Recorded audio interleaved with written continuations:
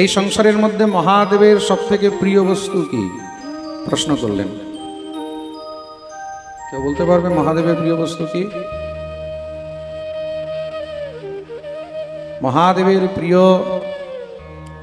যেই বস্তু দিলে মহাদেব খুব খুশি হয়, মহাদেবের প্রিয় এমন দুটি বস্তু। কি কি? এক হলো বিল্লপত্র মানে বেলপত্র, আর দ্বিতীয় হলো রুদ্রাক্ষ। দ্বিতীয় কি? জোরে বলো। রুদ্রাক্ষ।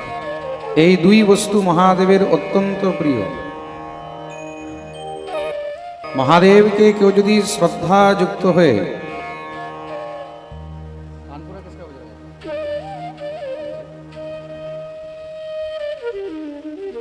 মহাদেবকে যদি কেউ শ্রদ্ধা যুক্ত হয়ে বিল্লপত্র অর্পণ করে, খুব মন দিয়ে শুনবে কিন্তু, মহাদেব তাতে অত্যন্ত প্রসন্ন হয়। এবার অনেকে প্রশ্ন করে মহাদেবকে বিল্লপত্র কতটা দেওয়া উচিত, তাই না? তা কটা দেওয়া উচিত?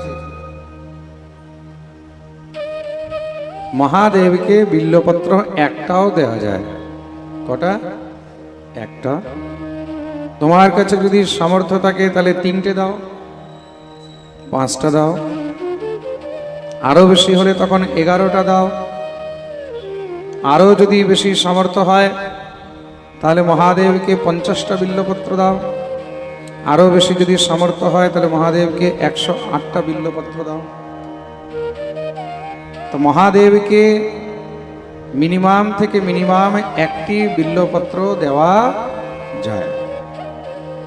এইবার অনেকে বিল্লপত্রের মধ্যে বিচার করে, দেখবে অনেক সময় অনেকে যখন মহাদেবকে বিল্লপত্র দেয়, তা বিল্লপত্রের মধ্যে কোথাও যদি একটু কাটা থাকে, ছেঁড়া থাকে, ওগুলোকে বাদ দিয়ে দেয়, তাই না? হ্যাঁ, কাটা ছেঁড়াগুলো বাদ দিয়ে তারপরে গিয়ে দেয়। মহাদেবকে বিল্লপত্র অর্পণ করলে সেই বিল্লপত্রের কাটা ছেঁড়া কিছু বাদ দেওয়ার প্রয়োজন নেই। বিল্লপত্র যেমন পরিস্থিতিতেই থাকুক না কেন, প্রত্যেক পরিস্থিতিতেই মহাদেবকে অর্পণ করা যায়। ত্রিদলম ত্রিগুণাকারম ত্রিনেত্রম চ ত্রিধায়ুতম ত্রিজন্ম পাপ সংহারম বিল্বপত্রম শিবার্পণম। তো মহাদেবকে বিল্লপত্র দিলে কি হয়? বিল্লপত্রর মানে কি? আর মহাদেবকে কোন বিল্লপত্র বেশি প্রিয়? অনেকে ভাবে কোথাও কোথাও যদি বেলপাতার মধ্যে 4টা পাতা হয় বা 5টা পাতা হয় তাহলে বোধহয় খুব ভালো হবে, বা যদি কোনো কোনো পাতার মধ্যে 6-7টা পাতা দেখা যায় তাহলে বোধহয় বেশি ভালো হবে। না না না। আচ্ছা, ঠিক কথা বলো, ভগবান আপনাদেরকে এত সুন্দর শরীর দিয়েছে, এত সুন্দর চেহারা দিয়েছে, এত সুন্দর হাত পা দিয়েছে, তা আমাদের হাতের মধ্যে কটা আঙ্গুল আছে? হ্যাঁ, 5টা। তা 5টার মধ্যে যদি কার 6টা আঙ্গুল হয় তখন ভালো লাগবে না খারাপ লাগবে? বলো, খারাপ লাগবে তো? এই 5টা আঙ্গুলের মধ্যে যদি কার দেখতে পাও যে না 7টা আঙ্গুল আছে, এখানে একটা বেরিয়ে আছে, এখানে বেরিয়ে আছে, তখন কি হবে? ভালো লাগবে? হয়তো দেখা গেল মাথা থেকে নিয়ে পা পর্যন্ত সেই ব্যক্তি খুব সুন্দর, সেই পুরুষ খুব সুন্দর, বা সেই নারী খুব সুন্দর, কিন্তু দেখা গেল ওই 1-2 এক্সট্রা আঙ্গুলের জন্যই বলছে না না ওকে বিয়ে করবো না। তাই তো হয় কি না? এরকম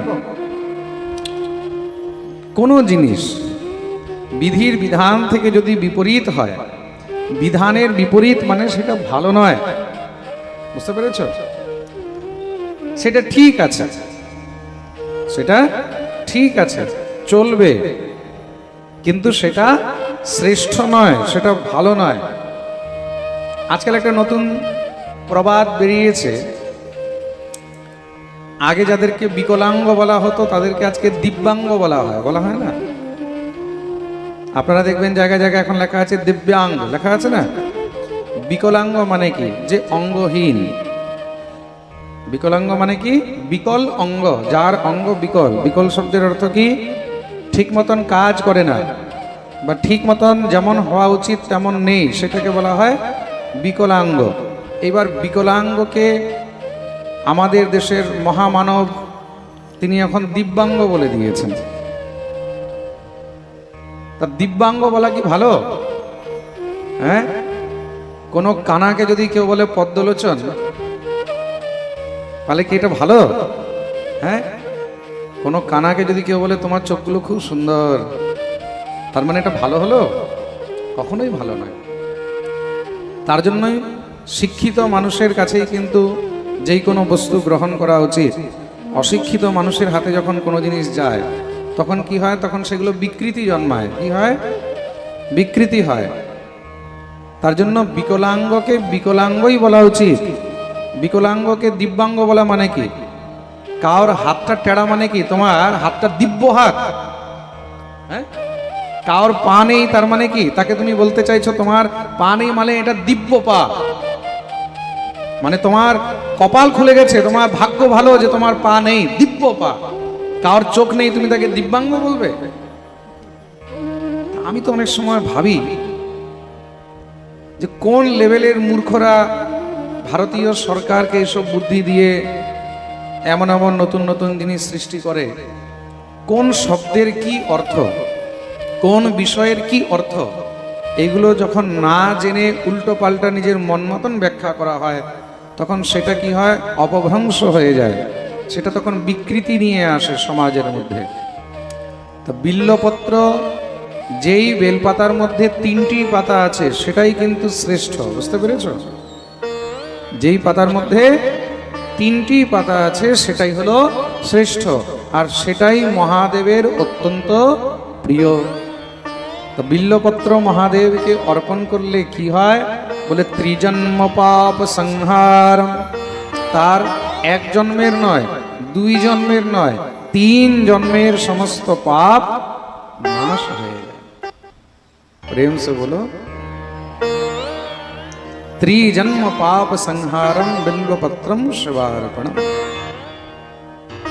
तो महादेव के बिल्लपत्र अत्यंत प्रिय, किन्तु बिल्लपत्र महादेव के কিভাবে অর্পণ করবে এটাও জেনে রাখো। বিল্লপত্র যদি তোমার কাছে না থাকে তাহলে এমন পরিস্থিতিতে শুকনো বেলপাতাও মহাদেবকে অর্পণ করা যায়। একটি জিনিস আমি আপনাদেরকে ডিটেলে বলবো, কেন কি এটা শিব কথা। তো এবার প্রশ্ন আসলো, শিবের পুজো কে করতে পারে? শিবের পুজো এই সংসারের প্রত্যেক জীব করতে পারে। অনেক সময় অনেক মাতারা প্রশ্ন করেন, অনেক মহিলারা জিজ্ঞাসা করেন যে মহারাজজি, মেয়েদের শিব পুজো করতে কোনো দোষ নেই তো? মেয়েদের শিব পুজো করতে কোনো দোষ নেই। মেয়েদেরকে কি পুজো করতে নেই? মেয়েদেরকে শালগ্রাম পুজো করতে নেই। খুব মন দিয়ে শুনবে, মেয়েদেরকে কার পুজো করতে নেই? জোরে বলো। শালগ্রাম পুজো করতে নেই। মেয়েদেরকে বজরংবলীর পুজো করতে নেই। পুজো বলতে মানে গায়ে হাত দিতে নেই। অন্য রকমে পুজো করা যায়। কিভাবে? পুষ্প নিয়ে তুমি দূর থেকে অর্পণ করলে, ধূপ দেখালে, দীপ দেখালে। এখানে এটাও ক্লিয়ার করে বলে দিই, নলে কালকে আবার অনেকে বলবে মহারাজজি তো বলে দিয়েছে হনুমানজির পুজো করতে নেই, হনুমানজি পুজো তো মেয়েদেরকে করতে নেই। তা আমি বললাম কিছু, বুঝলো কিছু, তার অর্থ হয়ে যাবে অন্য কিছু। পুজো বলতে গায়ে হাত দিতে নেই, স্পর্শ করতে নেই, মনে থাকবে। স্ত্রী জাতিকে শালগ্রাম স্পর্শ করা নিষেধ। পুজো করা নিষেধটা বললে এটা অন্য অর্থে চলে যাবে। তা জিনিসটা বুঝে রাখুন, পুজো করা যাবে। পুজো বলতে কি পুজো করবে? শালগ্রামকে আপনি ধূপ দেখাতে পারবেন, দীপ দেখাতে পারবেন, শালগ্রামের নিমিত্তে আপনি মালা বানিয়ে দিতে পারবেন। নিজে পরাতে পারবেন না, হনুমানকে নিজে পরাতে পারবেন না, আপনি বানিয়ে দিলেন পূজারীজির হাতে, ব্রাহ্মণের হাতে, অথবা ঘরের পুরুষের হাতে আপনি দিলেন, তাদের হাত দিয়ে পুজোটা করাবেন। স্ত্রীকে শালগ্রাম স্পর্শ করতে নেই, স্ত্রীকে হনুমানজি স্পর্শ করতে নেই। এই 2 দেবতা স্ত্রী জাতিকে স্পর্শ করতে নেই। মহাদেবের পুজো প্রত্যেকেই করতে পারে, ছোট শিশু থেকে নিয়ে। খুব মন দিয়ে শুনবে।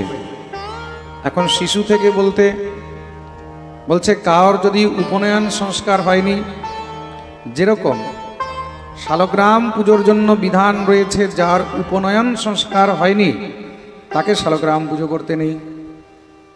তাহলে শিবলিঙ্গের বিষয়ে কি এমন কোনো বিধান আছে? বলে না। শিবলিঙ্গের পুজো স্ত্রী, পুরুষ, বাচ্চা, বুড়ো সবাই করতে পারে।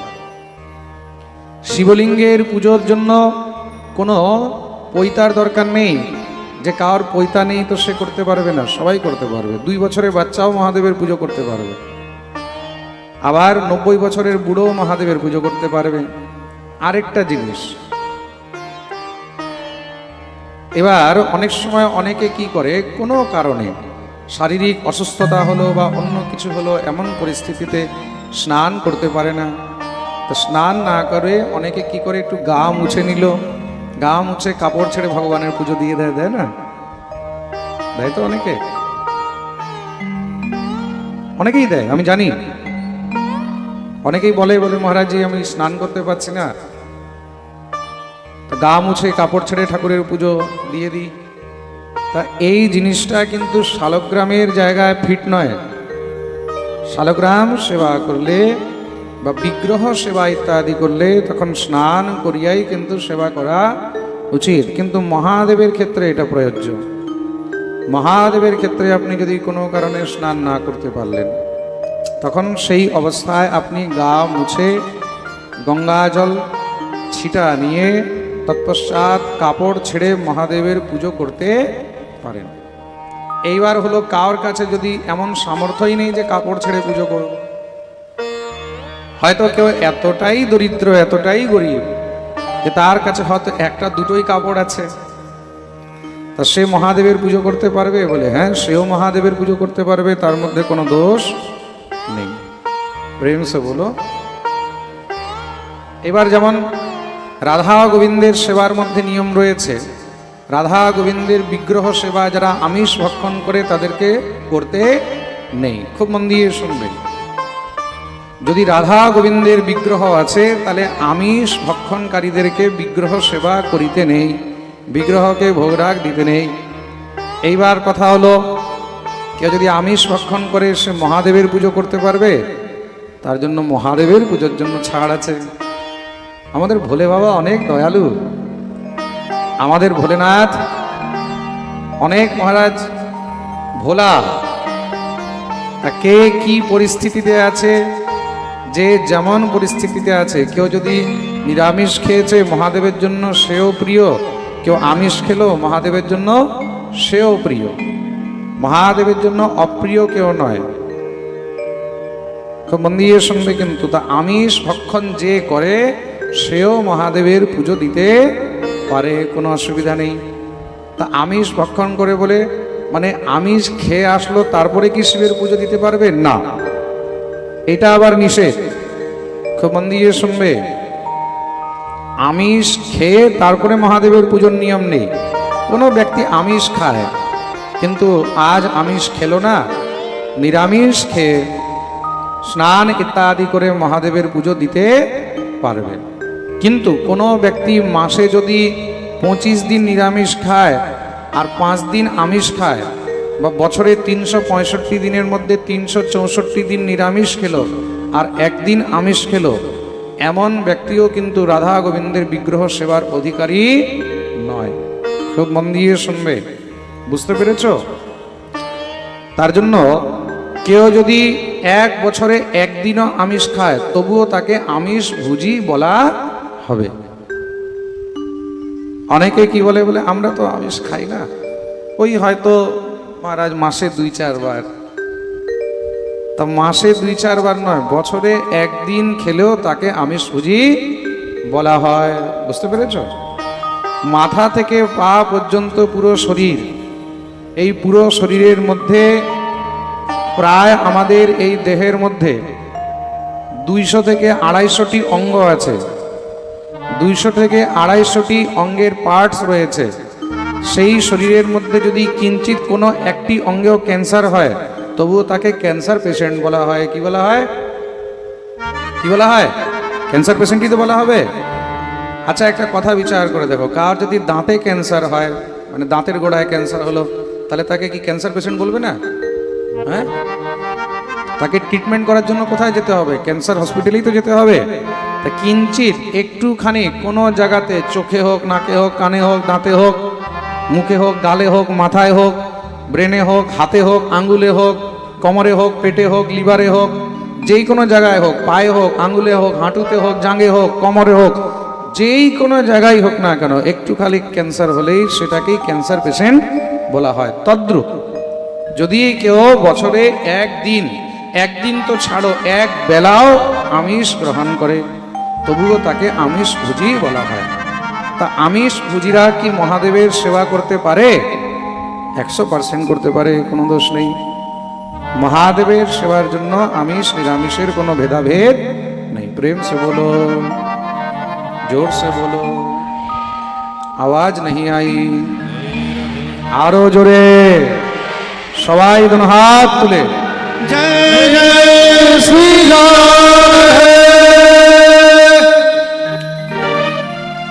বুঝতে পেরেছো সবাই? তো মহাদেবের সেবা যে কেউ করতে পারে, 2 বছরের বাচ্চা থেকে নিয়ে আর 200 বছরের বুড়ো পর্যন্ত সবাই করতে পারে। কদাচিৎ কোনো কারণে যদি স্নান নাও করতে পারলো, গা মুছে কাপড় ছেড়েও মহাদেবের পুজো দেওয়া যায়। প্রেম সে বলো। এবার মহাদেবের পুজোর মধ্যে সব থেকে প্রিয় পত্র মহাদেবের কি? বিল্লপত্র। তো মহাদেবকে বেলপাতা যখন দেওয়া হয়, বেলপাতা চন্দন লাগিয়ে দিলে মহাদেবের আরো ভালো লাগে। কি লাগিয়ে? চন্দন লাগিয়ে। চন্দন না থাকলে তখন ভস্ম লাগিয়ে। কি লাগিয়ে? জোরে বলো। ভস্ম লাগিয়ে মহাদেবকে যদি অর্পণ করা হয় তাতেও কিন্তু খুব সুন্দর হয়, মহাদেব খুব প্রসন্ন হয়। এইবার শিবপুরাণে আরেকটি কথা বর্ণন রয়েছে। কদাচিৎ কার ঘরে কোনো বাসন ইত্যাদি যদি আমিষের সঙ্গে ঠিকে গেছে, আর পুজোর বাসন, মহাদেবের পুজো, এটা মহাদেবের পুজোর বাসনের কথা বলা হচ্ছে, নারায়ণের পুজোর বাসন নয়। যারা শিব পুজো করে তা তখন সেই বাসন কিভাবে পবিত্র করবে? সেই বাসন ভস্ম দিয়ে মাজলে তখন সেটা পবিত্র হয়। যেরকম নারায়ণ পুজোর মধ্যে যদি কদাচিৎ এরকম কিছু হয়ে যায়, তখন সেটা গোবর দিয়ে মাজলে পবিত্র হয়। কি দিয়ে মাজলে পবিত্র হয়? হ্যাঁ, গোবর দিয়ে মাজলে। শিব পুজোয় কি দিয়ে মাজলে পবিত্র হয়? ভস্ম দিয়ে। মহাদেবের তার জন্য ভস্ম খুব প্রিয়, এই জিনিসটা মনে রাখবে কিনা। এইবার কোনো বৈষ্ণব যদি শিব পুজো করছে, তাহলে সেই বৈষ্ণব তিলকের উপরে কি ত্রিপুণ্ড ধারণ করতে পারবে? কখনোই নয়। বৈষ্ণব তিলকের উপরে ত্রিপুণ্ড ধারণ করা যায় না। ঊর্ধ্বপুণ্ডের উপরে ত্রিপুণ্ড ধারণ করলে তখন মহাদেব রুষ্ট হয় আর ভগবান নারায়ণও রুষ্ট হয়। তার জন্য মনে রাখবে, ঊর্ধ্বপুণ্ডের উপরে ত্রিপুণ্ড হয় না। আর কেউ যদি ত্রিপুণ্ড করেছে, ত্রিপুণ্ডের উপরে কি ঊর্ধ্বপুণ্ড হয়? ত্রিপুণ্ডের উপরেও ঊর্ধ্বপুণ্ড হয় না। তার জন্য নিজের নিজের গুরুদেবের পরম্পরা যুক্ত যেই তিলক, সমস্ত ভক্তদেরকে সেই তিলকই করা উচিত। প্রেম সে বলো। মহাদেবকে পুষ্প কি কি প্রিয়? মহাদেবকে অর্ক পুষ্প খুব প্রিয়। অর্ক মানে? অর্ক পুষ্প কাকে বলে? আকন্দ ফুল। আকন্দ ফুল পাওয়া যায় তো এখানে। কালকে কে জানি একটা মালা নিয়ে এসেছিল মহাদেবের জন্য আকন্দ ফুলে। বুঝে গেছো তো? তো আকন্দ ফুল। এবার অনেকে ভাবে মহারাজজি লাল আকন্দ হয়, আবার সাদা আকন্দ হয়, তাই না? তো দুটোর মধ্যে মহাদেবের কোনটা প্রিয়? মহাদেবের দুটোই প্রিয়। মহাদেবের লালটাও প্রিয় আর মহাদেবকে সাদাটাও প্রিয়। তারপরে অপরাজিতার পুষ্প। মহাদেবকে অপরাজিতা ফুল অত্যন্ত প্রিয়।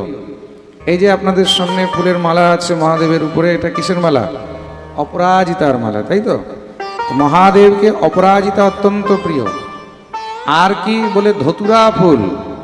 ধতুরা ফুলও মহাদেবের অত্যন্ত প্রিয়। এগুলো সব লিঙ্গ পূজার বিধান বলা হচ্ছে, কিন্তু মহাদেবকে ফুল দিলে অর্ক ফুল, অপরাজিতা ফুল, তৎপশ্চাৎ মহারাজ ধতুরা ফুল, স্বর্ণচম্পা, মহাদেবকে চাঁপা ফুলও অত্যন্ত প্রিয়। প্রতিদিন কে জানি চাঁপা ফুলের মালাও বানিয়ে নিয়ে আসছে, এটাও খুব ভালো সংযোগ। মহাদেবের এগুলো কিন্তু খুব প্রিয়। এইবার কথা হলো, মহাদেবকে যখন আমরা বিল্লপত্র অর্পণ করি, সেই বিল্লপত্র আমি কিছুক্ষণ আগে বলেছিলাম যদি কোথাও উপলব্ধ নেই, আমাকে আমেরিকা থেকে একজন মাতাজি ফোন করেছেন। তিনি আমাকে বললেন যে মহারাজজি, আমাদের এখানে বেলপাতা পাওয়া যায় না, কিন্তু শিবের পুজোতে বেলপাতা দিতে হয়। তা বেলপাতা শুকনো দেওয়া যাবে? তখন এই জিনিসটা কাজে লাগবে, এই কথাটা। মহাদেবকে শুকনো বেলপাতাও দেওয়া যায়। এবার বেলপাতা যদি শুকিয়ে যায় তাহলে তো ভেঙে যাবে, চূর্ণ হয়ে যাবে। তাহলে কি বলে, সব থেকে ভালো বেলপাতাকে চূর্ণ বানিয়ে কোটোর মধ্যে রেখে নাও। আর যখনই শিবের পুজো করবে, যেইখানে বেলপাতা উপলব্ধ নেই সেখানে একটুখানি বেলপাতার চূর্ণ নিলে আর মহাদেবের উপরে অর্পণ করে দিলে। যেমন ভগবান শালগ্রামকে তুলসী পত্র অত্যন্ত প্রিয়, আর তুলসী না থাকলে তখন সেখানে তুলসী পাতা শুকিয়ে রাখতে হয়। কিভাবে রাখতে হয়? জোরে বলো। শুকিয়ে রাখতে হয়। আমাদের বৃন্দাবনে শীতের সময় কোনো তুলসী পাতা পাওয়া যায় না, কেন কি ওখানে ঠান্ডা অনেক বেশি। তো যেখানে ঠান্ডা প্রদেশ, ঠান্ডা জায়গায় তুলসী গাছ বাঁচে না, প্রাপ্তি হয়ে যায়।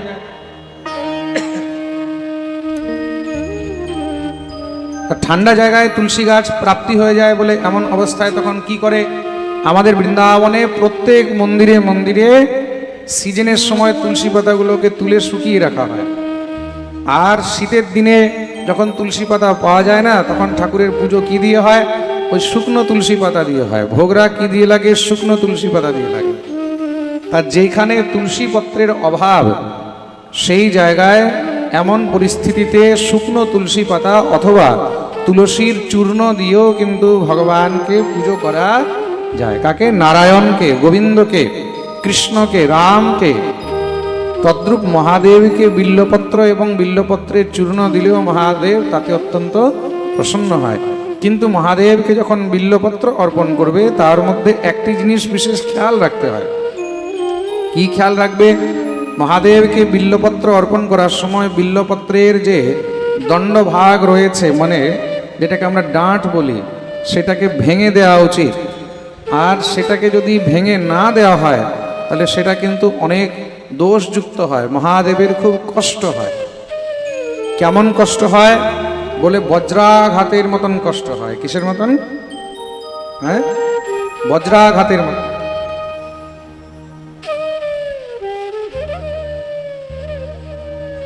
এই যে বেলপাতাটা দেখছেন, এখানে অলরেডি ভাঙাই আছে। পণ্ডিতজি এখানে অর্পণ করেছেন, তা উনি জানেন। তার জন্য আমরা সাধারণ মানুষ অনেকে জানি না। তা জানি না বলে বেলপাতা নিলাম, বেলপাতা নিয়ে ধুয়ে মহাদেবকে দিয়ে দিলাম, কিন্তু তা নয়। এই যে বেলপাতার ডাঁটটা আছে, এটা তো এত বড় থাকে, তা ওইটাকে ভেঙে দেওয়া উচিত অর্ধেকটা। কতটা ভেঙে দেবে? অর্ধেকটা ভেঙে দেবে। অর্ধেকটা ভেঙে তৎপশ্চাৎ মহাদেবকে বেলপাতা দেবে। তা বেলপাতা কোন দিকটা দেওয়া উচিত? এই যে বেলপাতা আছে, এটা হলো বেলপাতার নরম দিক, কোমল দিক, আর এটা হলো বেলপাতার শক্ত দিক। তো মহাদেবকে যখন দেবে তখন এইভাবে দেবে, নরম দিকটা দেবে। কোন দিকটা দেবে? নরম দিকটা। বুঝতে পেরেছ? মহাদেবকে বিল্লপত্র অর্পণ করার মন্ত্র তো রয়েছে, কিন্তু যদি কেউ কোনো মন্ত্র না জানে তখন শুধুমাত্র নমঃ শিবায় কি বলবে? শুধুমাত্র নমঃ শিবায় বললেই হবে। অনেক সময় কি হয়, আমরা পুজো করি, পুজো করতে করতে অনেক সময় মন্ত্র ভুলে যাই, মনে থাকলো না, এরকম হয়ে যায় তো। আমি ত্রম্বকেশ্বর দর্শন করতে গেছি। ত্রম্বকেশ্বর দর্শন করতে গিয়ে সেখানে ত্রম্বকেশ্বরের যখন পুজো দিচ্ছি, পুজো দিতে দিতে আমি মন্ত্রতন্ত্র সব ভুলে গেছি। তা যখন মন্ত্র ভুলে গেছি, এখন কি দিয়ে পুজো দেব? তখন শুধু একটাই জিনিস মনে পড়ছে, কি? নমঃ শিবায়, ওম নমঃ শিবায়, ওম নমঃ শিবায়, ওম নমঃ শিবায়। আবার আমি যখন কেদারনাথ গেছি, তো কেদারনাথের মধ্যে বিশাল লাইন, সেই লম্বা লাইন। আর ভিআইপি টিকিট কাটতে হলে ওখানে আবার 5,000 6,000 টাকা দিতে হয়। আমরা হলাম ব্রজবাসী লোক, এই 8-10 ঘন্টা লাইনে দাঁড়াবার ধৈর্য নেই। আর 5-6 হাজার টাকা দেওয়ার লোক তো আমরা নই। দর্শন তাও করতে হবে। তো মহাদেবের দর্শনের জন্য আমি ভোরবেলায় চলে গেছি। এরা তো ঘুমিয়ে আছে রুমের মধ্যে, আমাদের শিবুদা, আমাদের মাতৃদেবী সব ঘুমিয়ে আছে। আমার ইচ্ছা ছিল ভোরবেলায় আমি মহাদেবকে অভিষেক করব। তো ভোরবেলায় অভিষেক করার জন্য আমি ভোরবেলায় আড়াইটে 3টে থেকে লাইনে দাঁড়িয়ে গেছি। তা লাইনে যখন দাঁড়িয়ে গেছি, ভিতরে প্রবেশ পেলাম, যদ্যপি ঢুকতে দিচ্ছে না। ভগবানের অত্যন্ত কৃপা, মহাদেবের। ওখানে ওরা ওই টিকিট কাটতে হয় 5,000-6,000 টাকা দিয়ে ভিআইপি লাইনে যেতে হলে। তো আমাকে বলছে আপনার টিকিট। আমি বলছি আমার কোনো টিকিট নেই। আমাকে বলছে আপনাকে ঢুকতে দেওয়া হবে না। তাহলে আমি বলছি ঠিক আছে, ঢুকতে দেওয়া হবে না তো হবে না, আমি এখানেই দাঁড়িয়ে থাকবো। আমি দরজাতেই দাঁড়িয়ে আছি। দরজাতে দাঁড়িয়ে দাঁড়িয়ে 1 ঘন্টা লাইনে দাঁড়িয়ে, আধা ঘন্টা দরজায় দাঁড়িয়ে আছি। সবাই দেখছে, সব গার্ড টার্ডগুলো দেখছে, বলে এই লোক তো সরবে না এখান থেকে, দরজায় দাঁড়িয়ে আছে। হঠাৎ করে কোনো ভক্ত এসেছে দিল্লি থেকে, ওরা এখানে দর্শন করতে যাবে। ওদের 4-5 জনের টিকিট কাটা ছিল। তো 5 জনের টিকিটের মধ্যে তারা একজন আসতে পারেনি, 4 জন ছিল। তা ওরাও অনেক দেরি ধরে দেখছে যে পণ্ডিতজি দাঁড়িয়ে আছে। ওরা যখনই পাশে এসেছে, এসে বলছে মহারাজজি চলুন আমাদের সঙ্গে। তা আমি যখনই ভিতরে যাচ্ছি, সঙ্গে সঙ্গে গার্ড বলছে ওনার তো টিকিট নেই। ওই ভক্তরা বলছে মহারাজজি আমাদের সঙ্গে, এই যে টিকিট আছে মহারাজজি। তা যেখানে 8-9 ঘন্টা লাইনে দাঁড়াতে হয়, সেখানে 1.5 ঘন্টায় আমি মন্দিরের ভিতরে প্রবেশ হয়ে গেছে। এখন ওরা সব ভক্তরা বলছে মহারাজজি আপনার ঘর কোথায়? বললাম বৃন্দাবন। তা ওরা আমাকে বলছে আরে মহারাজজি কি করে পুজো করতে হয় আমাদেরকে একটু বলে দেবেন, তাহলে আমরা ওইভাবে পুজো করে দেবো। তা পান্ডা এসেছে ওদেরকে পুজো করাবার জন্য। ওরা পান্ডাকে বলছে হামারে সাথ মে পান্ডাজি হ্যাঁ। আমাকে দেখিয়ে দিয়ে বলছে আমাদের সঙ্গে পান্ডাজি আছে। আমিও পুজোর জিনিসপত্র নিয়ে গেছিলাম, মহাদেবের যে যেটি প্রিয় বস্তু সেই জিনিস নিয়ে গেছিলাম। কেদারনাথে যদি যাও, কেদারনাথে গিয়ে মহাদেবকে কি অর্পণ করবে কারোর জানা আছে? কোনো সময় তো যাবে বা কোথাও, কেদারনাথের কি প্রিয় সেটা আমি বলে দিচ্ছি। কেদারনাথ যখন যাবে, তখন কেদারনাথে যাওয়ার সময় যদি জানা থাকে তাহলে আপনারা ঘর থেকে নিয়ে যেতে পারবেন, না হলে তো বাজার থেকে কিনতে হবে। আর না জানা থাকলে বাজার থেকেও কিনতে পারবেন না। কেদারনাথ দর্শন করতে গেলে মহাদেবের জন্য ঘরের বানানো শুদ্ধ ঘি নিয়ে যাবে। মহাদেবকে ঘি অত্যন্ত প্রিয়। কি প্রিয়? ঘি। ঘি দিয়ে মহাদেবকে মালিশ করতে হয়। কি দিয়ে? সবসময় বরফের মধ্যে বসে থাকে, তো ঠান্ডা জায়গায় বসে থাকে, তা ঘি গরম করে। ঘি কি করে? গরম করে। তো মহাদেবের শিবলিঙ্গের মধ্যে ঘি মাখলে মহাদেব খুব প্রসন্ন হয়। তা আমি ঘি নিয়ে গেছিলাম। মহাদেবের দ্বিতীয় প্রিয় বস্তু হলো চন্দন। দ্বিতীয় প্রিয় বস্তু কি? চন্দন। তা আপনারা যদি কোনো জ্যোতির্লিঙ্গ দর্শন করতে যাচ্ছেন, যেখানে নিজ হস্তে মহাদেবকে আপনি স্নান করাতে পারবেন, যেরকম কেদারনাথে সবাইকে সাক্ষাৎ জ্যোতির্লিঙ্গকে স্নান করাবার সুযোগ দেওয়া হয়, আর শিবলিঙ্গকে স্নান করার সুযোগ একমাত্র সকালের দিকেই থাকে। বিকেলে তো শৃঙ্গার হয়ে যায় ফুল টুল দিয়ে, তখন আর স্নান করানো যায় না। সঙ্গে ঘি নিয়ে যাবেন, চন্দন নিয়ে যাবেন। তা আমি ঘৃত চন্দন নিয়ে গেছি, বাকিরাও তো ফুল টুল মালা টালা যা পেরেছে নিয়ে গেছে। ওইখানে মন্দিরের গর্ভগৃহের মধ্যে গিয়ে মহাদেবের কি কৃপা, সেখানে গিয়ে মন্ত্রগুলো সব ধড়াধড় মুখ থেকে বেরোচ্ছে। আমি পুজো করাচ্ছি, ওরাও পুজো করছে, আমিও পুজো করছি। একদম ধড়াধড় মন্ত্র দিয়ে আমি ওম নমস্তে রুদ্রমন্যবত তৈখবে নমঃ বাহুভ্যামততে নমঃ যাতে রুদ্রশবা তনুর ঘোরা পাপকাশিনী তয়ানস্তন্বাসন্তময়া গিরিসন্ধ্যা বিচাকৃষি, ধড়াধড় বেরোচ্ছে, আপনি আপ বেরোচ্ছে। মহাদেবের পুজো করছে, সব ধড়ধড় করে তাকিয়ে রয়েছে। সবাই ভাবছে বোধহয় নতুন পণ্ডিতজি কি, অনেকে তো বুঝতেই পারছে না এখানকার লোকাল নাকি বাইরের যাত্রীরা মনে করছে বোধহয় এখানকার পান্ডা, পান্ডারা মনে করছে বোধহয় কোনো স্পেশাল পান্ডা। এখন তো মহা সমস্যা হয়ে গেছে, কেউ আর কিছু বলতে পারছে না, সবাইকে 2 মিনিটেই তাড়িয়ে দিচ্ছে, যাও যাও হয়ে গেছে, জল ঢালছে, তাড়াচ্ছে। আমি দিব্য একদম মন্ত্র পাঠ করে মহাদেবের পুজো করছি, সঙ্গে যে আমার 4-5 জন ছিল ওদেরকে দিয়ে পুজো করাচ্ছি। এই অর্পণ করো, এই অর্পণ করো, প্রত্যেকটা জিনিসের মন্ত্র বলে বলে মিনিমাম 15 থেকে 20 মিনিট সেখানে আমি দিব্য মহাদেবের কৃপায় পুজো করতে পারলাম। বলিয়ে শিবশঙ্কর ভগবান কি জয়। খুব সুন্দর করে মহারাজ সবাইকে নিয়ে ঘি দিয়ে মালিশ টালিশ করে একদম মহারাজ গন্ধ পুষ্প ইত্যাদি দিয়ে ধূপ দ্বীপ দিয়ে খুব সুন্দর করে পুজো টুজো করে তারাও খুব প্রসন্ন হয়ে গেছে। এইগুলো হলো সংযোগ। এগুলো কি? সংযোগ। তাদের একটুখানি সংযোগে আমি ভিতরে গেলাম, আর আমার সংযোগে তারা ভালো করে পুজো করতে পারলো। তা তাহি তো তাহি মিলে তাহি তাহা লে যায়। ভগবান সবকিছু ফিক্স করে রেখেছে।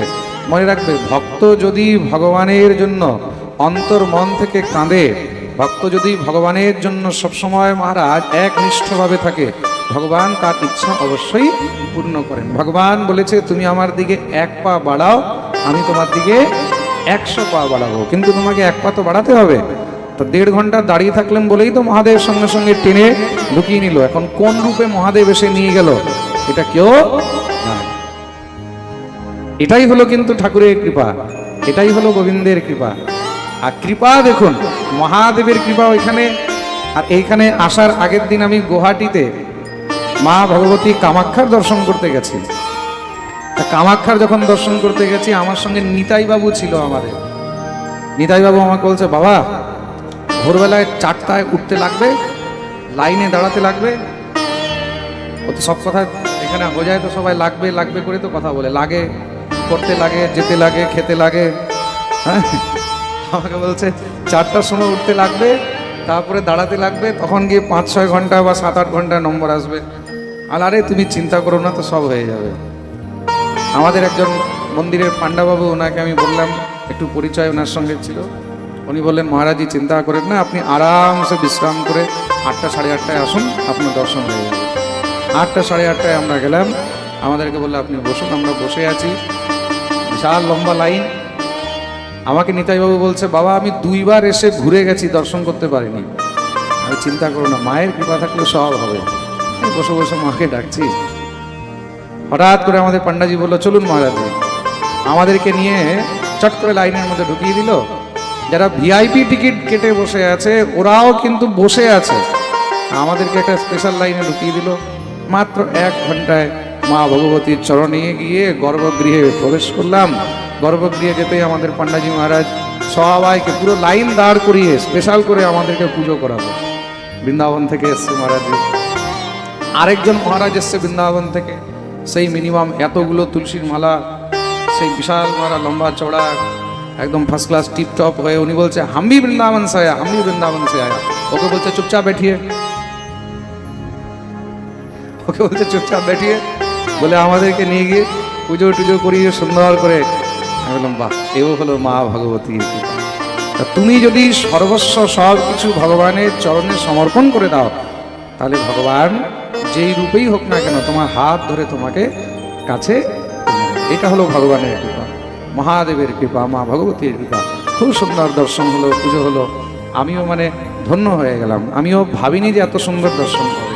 যেরকম শুনেছি সবার কাছে 6-7 ঘন্টার আগে নাম্বার আসে না, এই এত লাইন, এত টাকা, অত টাকা, কিচ্ছু না। দর্শন করেছি। পান্ডাজিকে বললাম কি দেবো, বলে আপনার যা ভালো লাগে দেন, দিয়ে দিলাম। উনিও খুশি। তো সব কিছু কিন্তু ভগবানের কৃপাতেই সম্ভব হয়। তা আপনি মন্দিরে গেলেন, মন্দিরে গিয়ে সেখানে যদি কোনো সময় কোনো মন্ত্র মনে না থাকে, ঘরেও যদি কোনো মন্ত্র মনে না থাকে, তখন মহাদেবের পুজোর মধ্যে শুধুমাত্র একটি মন্ত্র বলে আপনি সব কাজ করতে পারবেন। সেটা কি? সেটা হলো হরে নমঃ শিবায়, নমঃ শিবায়, নমঃ শিবায়।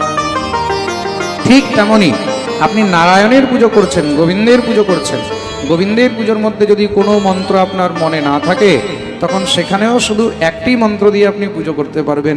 আর সেটা কোন মন্ত্র? সেটা হলো শ্রী হরয়ে নমঃ, হরয়ে নমঃ। আপনি ফুল অর্পণ করুন, হরয়ে নমঃ, তুলসী দেন, হরয়ে নমঃ, ভোগ লাগান, হরয়ে নমঃ। কোনো মন্ত্র যদি মুখস্থ না থাকে, কিচ্ছু দরকার নেই, শুধু এই শ্রী হরয়ে নমঃ ষড়াক্ষর মন্ত্র, এটাকে কত বলা হয়? ষড়াক্ষর মন্ত্র। এই মন্ত্র দিয়ে নারায়ণের সমস্ত পুজো করা। বলিয়ে ভক্তবৎসল ভগবান কি। তা আজকে আপনারা বুঝে গেলেন বেলপত্র ভগবানকে কিভাবে অর্পণ করা উচিত, মহাদেবকে, ঠিক তো? তো মহাদেবের প্রিয় হলো বেলপত্র। বিল্লপত্রকে দ্বিতীয় শিবের স্বরূপ বলা হয়েছে। কি বলা হয়েছে? বলো। শিবের স্বরূপ। যদি কোথাও শিবলিঙ্গ নেই, আরেকটা জিনিস খুব মন দিয়ে শোনো, কোথাও যদি শিবলিঙ্গ নেই, শিব পুজো করতে পারছো না, কিন্তু সেখানে যদি বিল্ল বৃক্ষ আছে, মানে বেল গাছ আছে, তাহলে সেখানে বিল্ল বৃক্ষে গিয়ে বেলের মূলের মধ্যে, মানে গোড়ার মধ্যে, সেখানে মহাদেবকে ধ্যান করে, মহাদেবকে স্মরণ করে সেখানেও পুজো করা যায়।